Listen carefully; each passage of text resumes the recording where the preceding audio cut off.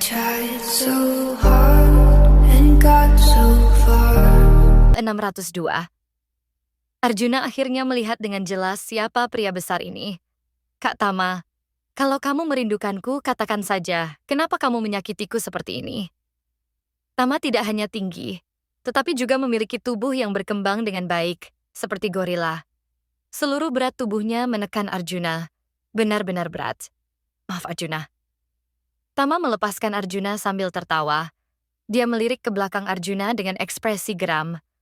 Kamu sudah memiliki jabatan, tetapi Paduka Kaisar masih ingin kamu berada di harem. Dia benar-benar... Kak Tama, kenapa kamu ada di sini? Apakah orang-orang suku Tawari di utara sudah melarikan diri? Arjuna segera menyela Tama. Dia tahu bahwa Tama membelanya, tetapi istana penuh dengan mata-mata Yuda. Arjuna tidak ingin seorang panglima militer seperti Tama yang setia kepada negara dan berhati tulus, dijebak dan dibunuh oleh Yuda dan komplotannya. Tentu saja. Tama berkata dengan wajah berseri-seri. Arjuna, sejak para prajurit memakan bebek panggangmu, mereka semua seperti meminum pil penambah energi. Mereka mengayunkan pedang mereka, mengusir orang-orang suku Tawari dari celah gunung dalam sekejap. Arjuna Tama berbisik di telinga Arjuna. Marsekal juga memintaku untuk bertanya kepadamu, apakah kamu menambahkan obat ajaib ke bebek panggang? Arjuna tersenyum sembari berkata, obat ajaib apa? Hanya rempah-rempah. Dagingnya sendiri tinggi kalori, belum lagi daging bebek mengandung banyak lemak dan kalori yang tinggi. Wajar saja kalau kalian mendapatkan lebih banyak energi setelah memakannya. Kalori apa? Lemak apa? Tama bingung. Semua itu adalah pil ajaib yang kamu tambahkan, kan? Itu bukan obat ajaib, kalori dan lemak itu... Aish. Arjuna menggelengkan kepalanya sembari menertawakan dirinya sendiri. Dia bisa-bisanya mencoba menjelaskan kandungan gizi makanan kepada orang zaman kuno. Sekarang setelah suku Tawari diusir, Marsekal akan segera kembali ke ibu kota, kan? Arjuna mengganti pokok bahasan. Pertama, dia takut Tama akan terus mengungkit soal kalori dan lemak. Kedua, dia sangat berharap Danis kembali. Jika ada Danis, akan lebih mudah baginya untuk menjatuhkan Yuda. Bagaimana bisa kembali? Tiba-tiba cuaca di perbatasan utara menjadi sangat dingin, suku Tawari lebih tahan dingin daripada kita. Ketika cuaca menjadi dingin, mereka...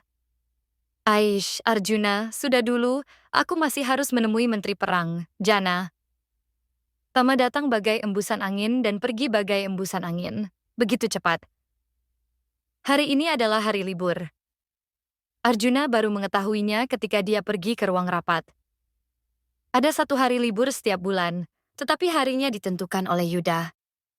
Dewi juga baru mengetahui kabar itu ketika dia tiba di aula.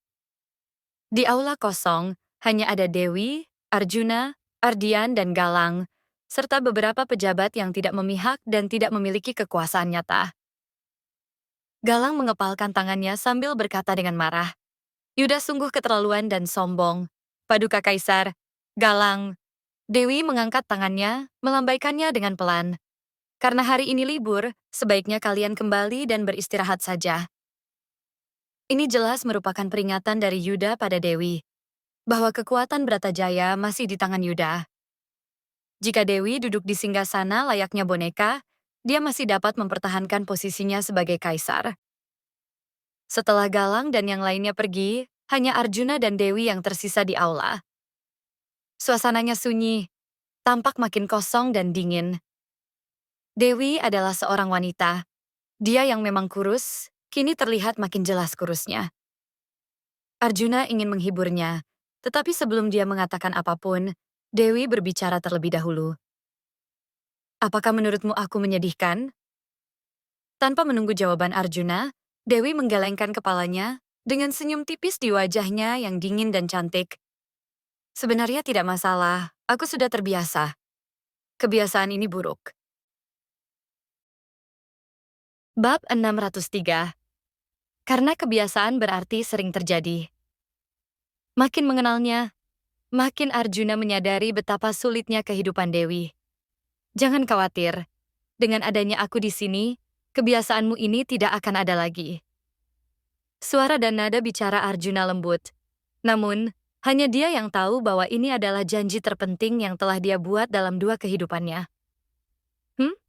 Kenapa kamu masih di sini? Bukankah kamu bilang mau pulang kemarin? Kenapa kamu tidak cepat-cepat kembali? Jangan lupa kembali ke istana pada sore hari. Jangan lupa urusan malam ini. Dewi kembali bersikap dingin dan acuh tak acuh. Arjuna mengangkat bahu. Aku ada shift malam ini. Paduka Kaisar tidak perlu mengingatkanku, aku juga mengingatnya. Kalau begitu, aku akan kembali dulu. Dengan adanya jabatan selain memiliki rumah sendiri dan dapat berkumpul kembali dengan istri anaknya, hal yang paling membuat Arjuna bahagia adalah Disa selalu dapat berada di sisinya. Meskipun dia dapat melindungi dirinya sendiri, akan lebih baik bila ada seseorang bersamanya. Dewi awalnya ingin Ratna mengalokasikan beberapa pengawal kegelapan untuk bertugas sebagai pengawal pribadi Arjuna, tetapi Arjuna menolak. Pengawal kegelapan bukanlah tandingan Disa. Selain itu, keterampilan Disa tidak lebih buruk dari pengawal kegelapan biasa. Ketika Arjuna tiba di gerbang rumahnya, dia baru saja turun dari kereta dan mendapati banyak orang berdiri di sekitar menyaksikan kegembiraan itu. Lihat, dia adalah Menteri Keuangan yang baru. Posisi itu diperoleh dengan menjadi simpanan. Apakah kamu iri? Kalau iri, masuklah ke istana dan temani orang itu. Orang itu? Siapa? Oh, aku tahu siapa itu. Cek-ceki. Sungguh menjijikan menjadi pejabat dengan cara seperti itu. Apa dia tidak merasa malu? Tatapan orang-orang itu menjadi penuh penghinaan. Kalau dia merasa malu, bagaimana mungkin dia membiarkan pamannya tidur dengan istrinya, lalu dia mengatakan bayi itu adalah anaknya setelah istrinya melahirkan. Bicara sembarangan lagi, maka aku akan membunuhmu. Seseorang melintas cepat melewatinya. Disa, yang keluar untuk menyambut Arjuna, menjadi marah setelah mendengar gosip orang-orang itu. Ketika Arjuna melihat dengan jelas, Disa telah menangkap orang yang baru saja menyebarkan rumor tentang Arjuna. Dia mencabut anak panah dari tabung di punggungnya, kemudian #ICAL! Arjuna memegang tangan Dias. Disa! Arjuna memegang tangan Disa. Tuan, orang ini bicara sembarangan, tidak boleh dibiarkan, ucap Disa dengan marah. Arjuna mengambil anak panah dari tangan Disa. Aku tidak bilang akan membiarkannya. Teriakan mengerikan bergema di seluruh jalan. Sebuah anak panah menembus tepat ke dalam mulut laki-laki itu, darah muncrat keluar dari mulutnya. Ya Tuhan, bunuh orang, bunuh orang. Pejabat tinggi membunuh seorang warga sipil. Seseorang berteriak. Kaisar yang melanggar hukum harus dihukum seperti rakyat biasa. Arjuna hanyalah pejabat tingkat 4, tapi dia membunuh seseorang di jalan. Pergi ke prefektur Tirta dan laporkan kasusnya. Awasi mereka. Jangan biarkan mereka pergi sampai orangnya prefektur Tirta tiba. Orang-orang di jalan mengelilingi Arjuna dan Disa. Rumah Arjuna hanya berjarak 2 jalan dari prefektur Tirta. Dalam waktu singkat, orang-orang dari prefektur Tirta tiba. Di sebuah kamar pribadi, lantai 3 penginapan yang terletak di seberang jalan, Kemal sedang makan kacang dan minum anggur. Pengawal pribadi Kemal masuk dari luar. Tuan, orang-orang dari prefektur Tirta sudah datang. Kemal melemparkan kacang di tangannya, lalu menjulurkan kepalanya untuk melihat. Di bawah gedung penginapan, sekelompok orang berseragam berlari lewat. Pergi dan beritahu gubernur prefektur Tirta, kalau Arjuna menolak ditangkap. Kemal memberi isyarat menggorok leher. 604. Tidak. Kemal memikirkannya dan merasa gelisah. Dia memerintahkan pengawal itu. Bawa beberapa orang bersamamu dan berpura-puralah sebagai orang dari prefektur Tirta. Nanti kalian turun tangan sendiri. Gubernur prefektur Tirta datang. Orang-orang yang awalnya mengelilingi Arjuna berdiri tanpa bergerak. Namun ketika mereka mendengar bahwa gubernur prefektur Tirta tiba, mereka mulai membuat keributan. Arjuna berusaha melarikan diri. Cepat tangkap dia. Entah siapa yang berteriak, tetapi kerabat dari pria yang ditikam itu bergegas ke arah Arjuna. Begitu mereka mendengar bahwa Arjuna ingin melarikan diri. Entah mereka tersandung atau didorong oleh orang lain ketika mereka bergegas, mereka jatuh satu demi satu. Ketika mereka terjatuh, Mereka menjatuhkan orang di sekitar mereka. Orang-orang prefektur Tirta yang menangkap Arjuna serta kerumunan orang berjatuhan. Teriakan dan tangisan bercampur jadi satu. Suasana menjadi kacau balau. Cepat Daisha, Dinda, masuklah ke dalam rumah lalu tutup pintunya. Jangan keluar. Setelah memberikan instruksi kepada Daisha dan Dinda, Arjuna menarik Disa ke sisinya. Kekacauan ini bukanlah suatu kebetulan. Ibu kota bukanlah daerah yang aman, ada banyak master di tempat ini. Siu! Begitu dia menarik Disa ke sisinya, Arjuna merasakan hembusan angin di depannya. Dia bahkan bisa mencium bau besi. Begitu dia mengangkat kepalanya, dua cahaya perak berkilau, dua belati melayang ke arahnya. Tuan? Disa mencondongkan tubuh ke depan, berdiri di depan Arjuna. Kamu? Bodoh sekali. Jika Disa tidak menghalanginya, Arjuna masih bisa mengatasinya. Namun, begitu Disa menghalanginya, kencing, kencing. Pada saat ini, dua anak panah melesat dari kejauhan. Bau. Terdengar suara belati jatuh, kedua pembunuh itu mengerang kesakitan, lalu bergegas pergi. Hormat kepada Yang Mulia Ratna. Gubernur Tirta tiba-tiba berlutut. Ratna! Arjuna melihat ke arah Gubernur Tirta yang sedang berlutut. Ratna yang tinggi dan keren duduk di atas kuda yang gemuk. Tangannya sanggup melakukan gerakan menarik busur dan menembakkan anak panah. Ekspresi heroiknya tampak sangat cerah di bawah sinar matahari. Rambutnya yang panjang diikat tinggi, berkibar tertiup angin, ujung-ujung rambutnya menyapu kepala kuda seolah menyatu dengan kudanya. Ratna meletakkan busur di tangannya, kemudian menatap Gubernur Prefektur Tirta dengan dingin. Apa yang terjadi? Yang Mulia Ratna. Gubernur Prefektur Tirta menceritakan apa yang terjadi. Yang Mulia. Gubernur Prefektur Tirta berkata dengan tergesa-gesa. Dinasti kita memerintah negara berdasarkan hukum. Kaisar sebelumnya pernah mengatakan kalau kaisar melanggar hukum, dia akan dihukum seperti rakyat biasa. Arjuna membunuh seseorang, jadi dia harus dihukum berdasarkan hukum dinasti kita. Apa maksudmu dengan membunuh? Tuanku tidak membunuh siapapun. Disa yang berlutut pindah ke depan Ratna. Melihat Disa, Ratna sedikit terkejut. Wajah ini agak mirip dengan paduka kaisar. Dia memanggil Arjuna dengan tuan. Jadi Ratna segera turun dari kuda, kemudian membantu Disa berdiri. Nyonya, bangun dulu baru bicara.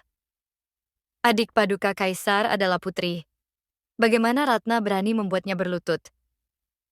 Yang Mulia, orang itu Disa menunjuk ke arah orang yang ditikam oleh Arjuna. Kemudian dengan marah menceritakan bagaimana orang ini mempermalukan Arjuna dengan kata-kata. Yang Mulia, penghinaan verbal itu salah. Tapi Inspektur Arjuna tidak seharusnya membunuh orang. Terlebih lagi, dia adalah pejabat yang ditunjuk oleh pengadilan. Dia seharusnya tidak membunuh orang di jalan.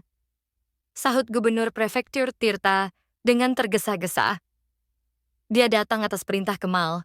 Kalau dia tidak membawa Arjuna kembali, akan sulit baginya untuk melapor kepada Kemal. Ratna melirik dingin ke arah Gubernur Prefektur Tirta, lalu berjalan ke arah pria yang ditikam oleh Arjuna tanpa mengucapkan sepatah kata pun. Dia membungkuk, menekankan jari-jarinya pada leher pria itu, kemudian dengan cepat mengetuk titik akupunktur yang relevan beberapa kali. Pria itu memuntahkan darah. Sakit-sakit. Setelah terbangun, lelaki itu terus mengerang kesakitan. Ratna menepis debu di lengan bajunya, lalu berkata dengan acuh tak acuh. Dia belum mati. Meskipun orang itu tidak mati, Inspektur Arjuna tidak boleh menyakiti orang di jalan. Keluarga korban menyampaikan ketidakpuasannya. Benar sekali, atas dasar apa seorang pejabat tega menyakiti orang di jalan? Apakah masih ada hukumnya? Beberapa orang yang tidak puas melontarkan protes. Ada senyum tipis di wajah Ratna, tetapi senyumnya tidak membuatnya tampak cantik, tetapi malah tampak makin dingin dan kejam. Orang-orang yang dia tatap refleks melangkah mundur. Hukum? Jadi kalian masih mengerti hukum? Ratna tiba-tiba meninggikan suaranya. Gubernur Prefektur Tirta. Iya, tubuh Gubernur Prefektur Tirta jelas gemetar. Meskipun Ratna seorang wanita, cara membunuhnya lebih kejam daripada pria. Beritahu mereka apa hukumnya mempermalukan pejabat kekaisaran tingkat 4 di depan umum. Menurut hukum dinasti, mereka akan dicambuk di depan umum, kemudian diasingkan ke perbatasan selama 10 tahun. Begitu Gubernur Prefektur Tirta usai berbicara, mereka yang tadi menonton dan mempermalukan Arjuna menjadi pucat karena ketakutan dan hendak melarikan diri ke segala arah. Ratna melambaikan jarinya, lalu berkata, "Kepung mereka. Jangan biarkan satu pun dari mereka pergi." Tak tak tak. Ratusan pengawal kegelapan segera mengepung mereka. Semua pengawal istana itu kuat dan terampil, mereka bahkan tidak perlu melakukan apapun. Warga sipil ketakutan hingga kaki mereka lemas dan berlutut untuk memohon belas kasihan. "Yang mulia pengawal kekaisaran, tolong lepaskan aku." Ratna dilatih oleh kaisar sebelumnya sejak dia masih kecil. Dia membunuh banyak pesaing untuk sampai ke tempatnya saat ini. Dia selalu berdarah dingin, ekspresinya tidak melunak meskipun warga sipil itu berlutut dan memohon belas kasihan. "Mohon maaf kepada Yang Mulia Arjuna." Setelah seseorang memberikan saran, warga sipil mulai merangkak menuju Arjuna. "Yang Mulia, kami sudah tahu salah. Tolong ampuni kami, Yang Mulia." Selama beberapa tahun terakhir, diasingkan ke perbatasan, semuanya berada di perbatasan utara. Perbatasan utara sangat dingin dan suku Tawari sering menyerbu. Suku Tawari itu membunuh orang tanpa ampun dan kadang-kadang bahkan memakan daging manusia. Diasingkan ke utara selama 10 tahun tidak ada bedanya dengan dipenggal. Yang Mulia Ratna lupakan saja. Toh, mereka dihasut oleh seseorang. Biarkan saja mereka pergi kali ini, kata Arjuna. Dia tidak berhati lembut, tetapi sedang memenangkan hati orang-orang. Jika Arjuna mengirim orang-orang ini ke pengasingan hari ini, itu akan membuat mereka takut. Namun jika dia membiarkan mereka pergi, mereka akan menjadi salah satu pendukungnya kelak. Meskipun massa tidak memiliki kekuasaan atau pengaruh, mereka lebih penting daripada orang-orang berkuasa. Bukankah ada pepatah terkenal yang mengatakan bahwa siapa yang memenangkan hati rakyat, dialah yang memenangkan dunia? Ratna mengatakan, "Terserah kamu," dengan nada dingin, kemudian melompat ke atas kudanya. "Tarik pasukan!" Setelah pengawal Ratna menghilang dari jalan, warga sipil baru bernapas lega. Arjuna juga membawa pulang Disa. Waktu yang tersisa untuk pulang sudah sedikit. Setelah semua masalah ini, 2 jam telah berlalu. Yang Mulia. Tepat saat Arjuna mencapai pintu, dia mendengar panggilan dari belakang. Disa secara naluriah menarik busurnya untuk membela diri, tetapi saat dia berbalik, dia tertegun. "Tuan, mereka..." Warga sipil yang tadi mengejek dan menghina Arjuna berlutut serempak. "Terima kasih Yang Mulia, karena telah melepaskan kami." Beberapa orang bahkan bersujud. Warga sipil ini baru sadar, kalau saja mereka bertemu dengan pejabat lain bukan Arjuna, mereka pasti sudah diasingkan. Arjuna menasihati mereka cukup lama sebelum mereka siap berangkat. Kemal gagal membunuh Arjuna, malah membuat segalanya lebih mudah bagi Arjuna.